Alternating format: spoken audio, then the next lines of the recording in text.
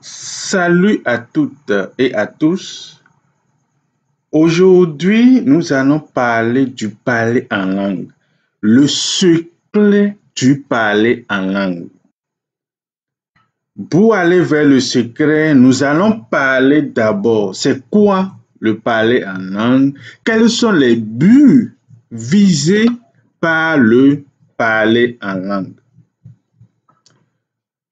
Nous allons commencer dans Acte 2, versets 4 à 7. Lecture. Acte 2, nous faisons la lecture dans Louis II. Acte 2, versets 4 à 7.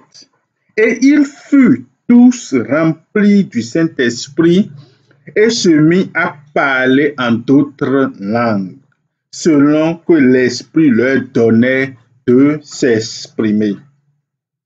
Or, il y avait en séjour à Jérusalem des Juifs, hommes pieux de toutes les nations qui sont sous le soleil. Verset 6. Au bruit qui eut lieu, la multitude accourut et elle fut confondue parce que chacun les entendait parler dans sa propre langue. Verset 7. Ils étaient tous dans l'étonnement et la surprise, et ils se disaient les uns aux autres, voici ces gens qui parlent, ne sont-ils pas tous galiléens? Alors nous comprenons. Nous allons donc comprendre, et nous venons donc de comprendre dans Acte 2, versets 4 à 7, le premier but du parler en langue, qui n'est rien d'autre que l'édification du peuple de Dieu. Les apôtres étaient en train d'évangéliser et ils sont en train d'annoncer la bonne nouvelle, mais vu qu'il y a une multitude qui sont venus, le Saint-Esprit est descendu sur eux, et le but, c'est de faire connaître à tous ces gens la parole de Dieu, c'est de donner la bonne nouvelle à tous ces gens qui sont là. Et donc, chacun a pu entendre dans sa propre langue maternelle la bonne nouvelle.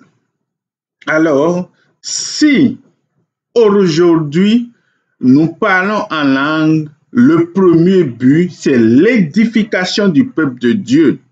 Si par exemple, moi je suis béninois et je parle fond, si par exemple, j'ai organisé une campagne d'évangélisation et au cours de cette campagne, il y a les Peuls qui sont venus, il y a les Baribas qui sont venus, il y a des Dindis qui sont venus et qui ne comprennent pas fond, alors au moment où je suis en train de parler en fond, l'Esprit de Dieu peut susciter des gens qui ne comprenaient pas Dindi, qui ne comprenaient pas Peul, qui ne comprenaient pas Bariba, à s'exprimer en ces langues pour permettre à ces gens qui sont présents le jour-là de comprendre et d'écouter ce que je suis en train de dire dans ma langue. L'Esprit de Dieu peut aussi également me changer de langue. Je parlais fond, mais je peux commencer par parler en d'autres langues et en même temps susciter d'autres personnes dans le peuple pour expliquer ce que je suis en train de dire pour que tout le monde puisse vraiment comprendre et s'édifier. Donc le premier but, c'est l'édification du peuple de Dieu. C'est pour que tout le monde puisse entendre la parole.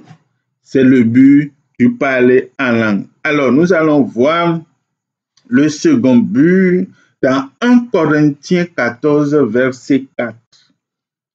Celui qui parle en langue s'édifie lui-même. Celui qui prophétise édifie l'Église. Alors, le second but, c'est l'édification personnelle, comme nous venons de l'entendre dans 1 Corinthiens 14, verset 4. l'édification personnelle. Et pour cela, tu n'as pas besoin d'être devant un peuple. Ça, c'est personnel. C'est avec ton Dieu dans ta salle de prière. Au moment où tu es en train de glorifier Dieu seul, au moment où tu es en train de chanter, tu peux commencer par chanter en langue. Tu peux commencer par parler en langue. Tu peux commencer par prier en langue. Et ça renforce ton esprit. Ça renforce spirituellement ton niveau. Ça, ça active l'onction qui est en toi. Mais ça, c'est personnel. Nous pouvons donc dire que le parler en langue a deux buts. Le premier but, qui est le plus important, c'est l'édification du peuple de Dieu. C'est pour que tout le monde puisse comprendre et entendre la bonne nouvelle, la parole de Dieu dans sa propre langue. Et le second but, c'est l'édification personnelle. Et ça, nous n'avons pas besoin d'être devant un public, devant un peuple, avant de parler en langue. Alors, quel est le secret du parler en langue? Qu'est-ce qui se passe aujourd'hui dans nos églises que beaucoup ne voient pas? Beaucoup de soi-disant hommes de Dieu, beaucoup de prophètes, de soi-disant prophètes, se cachent derrière le parler en langue pour invoquer des démons, pour faire des incantations dans l'église, dans le but de faire des miracles. Ils invitent des esprits des ténèbres à les assister dans leur messe, pour pouvoir donner du spectacle, pour pouvoir se donner de la gloire. Et ça, ce n'est pas le but du parler en langue. Ça, ce n'est pas le but du parler en langue. Il y a deux buts que Dieu vise dans le parler en langue, l'édification du peuple de Dieu et l'édification personnelle. Et l'édification du peuple de Dieu est le principal des buts. C'est ça le principal et l'essentiel, et c'est ça qui s'observe, qui doit s'observer quand nous sommes devant un public, quand nous sommes devant le peuple de Dieu. L'édification personnelle est faite quand nous sommes seuls, quand nous prions seuls, quand nous chantons seuls. Nous pouvons parler en langue, nous pouvons chanter en langue, nous pouvons prier en langue. Mais quand nous sommes devant le peuple de Dieu, le parler en langue a un seul but, l'édification de ce peuple. Alors, c'est ce qui se passe aujourd'hui. Ils se cachent derrière le parler en langue pour prononcer des incantations, pour invoquer des démons dans l'église, dans le but de faire des miracles, dans le but de faire d'amener le surnaturel dans le naturel et d'attribuer tout ça à Dieu, alors que ce n'est pas Dieu qui agit, alors que ce n'est pas le Saint-Esprit qui agit. Nous allons, pour éviter ce problème dans l'Église, pour éviter ce problème dans le peuple de Dieu, l'apôtre Paul a dit quelque chose dans 1 Corinthiens 14, verset 26 à 28. Que faites donc, frères, lorsque vous vous assemblez les uns ou les autres parmi vous, ont-ils un cantique, une instruction, une révélation, une langue, une interprétation, que tout se fasse pour l'édification? En est-il qui parle en langue que deux ou trois ou plus, au plus, parlent chacun à son tour et que quelqu'un interprète? Verset 28, s'il n'y a point d'interprète, qu'on se taise dans l'église et qu'on parle à soi-même et à Dieu. Il dit, s'il n'y a pas d'interprète, alors taisez-vous dans les églises. Arrêtez de faire, de donner du spectacle. Arrêtez de vous glorifier, d'attribuer des faux miracles à Dieu. C'est pour éviter ce problème, c'est pour éviter que les faux prophètes, les faux hommes de Dieu se cachent derrière le parler en langue pour invoquer des démons, pour invoquer des esprits méchants, pour invoquer des fausses ténèbres dans l'Église, que l'apôtre Paul disait cela. Taisez-vous s'il n'y a pas d'interprète. Qu'est-ce que nous observons aujourd'hui dans le parler en langue? Est-ce que tous les parlers en langue participent à l'édification du peuple? Mais non.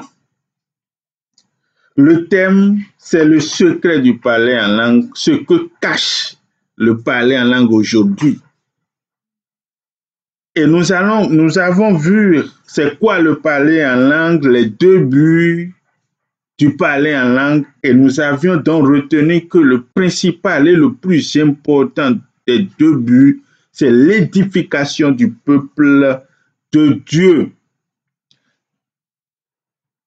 Et ce qui se passe aujourd'hui derrière le parler en langue est très grave, c'est que les hommes de Dieu, les hommes qui se disent de Dieu, les prophètes qui se disent des prophètes de Dieu, se cachent derrière le parler en langue pour invoquer des démons, pour prononcer des incantations, pour inviter le monde des ténèbres, la force des ténèbres dans l'Église, afin de pouvoir se donner gloire, afin de pouvoir se rendre international, c'est afin de pouvoir montrer qu'ils sont capables de beaucoup de choses et ils attribuent injustement tout cela à Dieu. Merci beaucoup, que le Saint-Esprit nous éclaire davantage, que le Saint-Esprit nous instruise davantage, qu'il nous ouvre nos yeux, qu'il nous sauve des esprits de ténèbres qui agissent actuellement. Amen et à bientôt. Si vous n'êtes pas encore abonné à cette chaîne, n'hésitez pas à vous abonner. Que le Seigneur vous bénisse. Merci et à bientôt.